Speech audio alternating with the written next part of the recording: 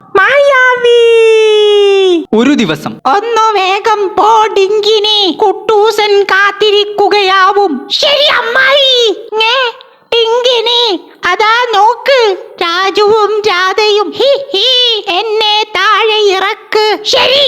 He he, കിട്ടിയടാ രണ്ടിനെയും. അയ്യോ ഡാങ്കിനി. ബിംബോം മിണ്ടാതാവട്ടെ. ഇനി മായാവിയെ വിളിക്കുന്നതൊന്നു കാണട്ടെ. ടിങ്കിനി, നമുക്കിവരെ ആ ഗുഹയിൽ അടക്കാം. കേറടാ ഗുഹയിൽ, അവിടെ കിട. ഈ കല്ലു വച്ച് ഗുഹ അടക്കാം. ഇനി അവർ ഒരിക്കലും രക്ഷപ്പെടില്ല. നമുക്ക് പോകാം.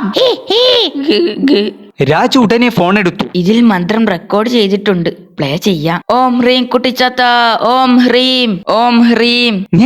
രാജു വിളിക്കുന്നു. വൈകാതെ, ഓ അവർ ഇതിനകത്താണോ? രാജു, രാധേ, ഞാനെത്തി. ഓം ഹ്രീം. ഉടനെ, മായാവി, ഡാങ്കിനി ചെയ്ത പണിയാ. ഓഹോ, എങ്കിൽ ഡാഗിനി വീണ്ടും വരും. ഡാങ്കിനിയെ പറ്റിക്കാൻ നമുക്കൊരു സൂത്രമുണ്ട്. അതേസമയം കുട്ടൂസന്റെ വീട്ടിൽ കുട്ടൂസ രാജുവിനെയും രാധയെയും ആ അനങ്ങാപ്പാറയിലെ ഗുഹയിൽ അടച്ചു.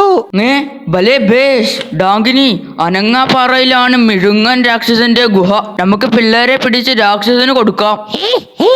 അക്കാര്യം ഞാൻ ഓർത്തില്ല, അല്ലെങ്കിൽ അപ്പോഴേ ചെയ്തേനെ. അതാ ആ ഗുഹയിലാ പിള്ളേരെ അടച്ചിരിക്കുന്നത്. ഓഹോ, ഇവിടെ ഏതോ ഗുഹയിലാ മിഴുങ്ങനും താമസം. പാറ നീക്കടാ ലുട്ടാപ്പി. ഹോ, എന്തൊരു ഇരുട്ട്. എവിടെയാ പിള്ളേര്? പെട്ടെന്ന് ഗുറോ. അമ്മേ, മിഴുങ്ങൻ. അയ്യോ, പെട്ടു. കല്ല് മെഴുകന്റെ ഗുഹയിൽ വെച്ചത് പാവ ഡാഗിനി അറിഞ്ഞില്ല. അമ്മോ, അയ്യോ. നോക്കേ ബൈ.